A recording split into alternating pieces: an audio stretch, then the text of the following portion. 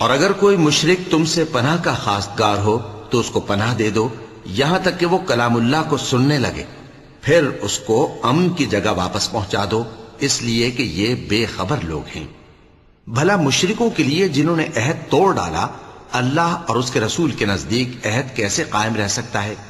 ہاں، جن لوگوں کے ساتھ تم نے مسجد حرام یعنی خانہ کعبہ کے نزدیک عہد کیا ہے، اگر وہ اپنے عہد پر قائم رہیں تو تم بھی اپنے قول و قرار پر قائم رہو، بے شک اللہ پرہیزگاروں کو دوست رکھتا ہے۔ بھلا ان سے عہد کیوں کر پورا کیا جائے جب ان کا یہ حال ہے کہ اگر تم پر غلبہ پا لیں تو نہ قرابت کا لحاظ کریں نہ عہد کا۔ یہ منہ سے تو تمہیں خوش کر دیتی ہیں لیکن ان کے دل ان باتوں کو قبول نہیں کرتے اور ان میں اکثر نافرمان ہیں۔ یہ اللہ کی آیتوں کے عوض تھوڑا سا فائدہ حاصل کرتے اور لوگوں کو اللہ کے رستے سے روکتے ہیں۔